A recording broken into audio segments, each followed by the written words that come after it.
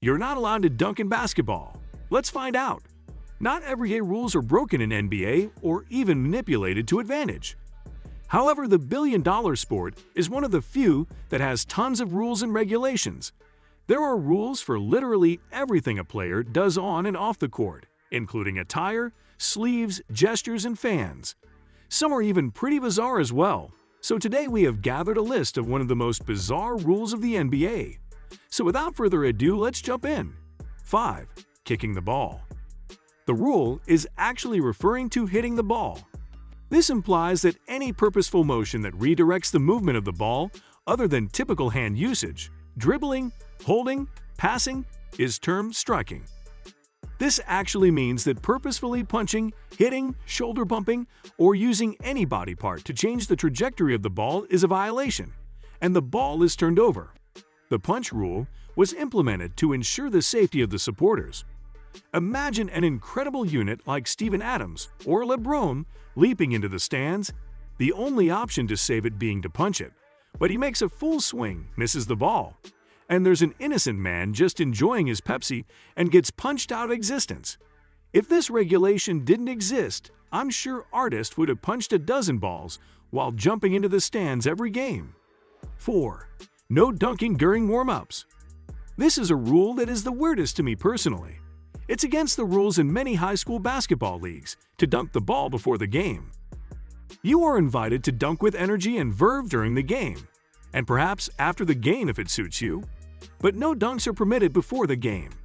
If you breach this regulation, the team will receive a technical foul, and the opponent will receive a free throw. It may sound unusual, but it is true. One could ask why dunks are not permitted during pre-game warm-ups, yet are permitted during the game. If play is stopped or a timeout is called and a player dunks, the referee may issue a technical foul on that player. A player must grab the ball outside the hoop and cylinder to dunk lawfully throughout the game. This implies that players who can jump and reach a ball that is atop the hoop or over the cylinder cannot legally dunk in such circumstances. Dunks count for 2 points in all other permissible live ball circumstances. This is largely for 2 reasons: to prevent player injury and to avoid damaging the glass behind the basket. Worse, in Montana, it is illegal to shatter the glass of the backboard prior to the game. Your team is disqualified. 3. Sixth-man rule. This rule is pretty fun, so if a team manages to deploy a sixth player on the court, it is not strictly illegal until the officials notice. This sixth player can even make a field goal, which will count, until the officials correct their mistakes and call the guilty team a technical penalty for unsportsmanlike behavior. Needless to say, no team in NBA history has ever been found breaking this rule, because basketball has always and will always be played in a 5v5 format at the top levels. Professional basketball clubs realize how important it is to respect the game in order to build a fan base, and acts like this only help to damage that reputation. 2. A very unexpected rule.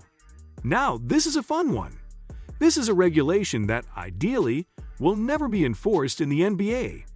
The regulation stipulates that if an accident occurs in which at least 5 players from a single NBA club die, there will be an emergency on-the-spot draft in which the team will be able to select players to complete their roster from every other team in the league. In such circumstances, each club may protect 5 players, and the afflicted team could pick the remaining unprotected players. Anyway, this wraps up our video for today. What do you think about this? Let us know in the comments section down below. Make sure to like this video and subscribe to the channel while you're at it.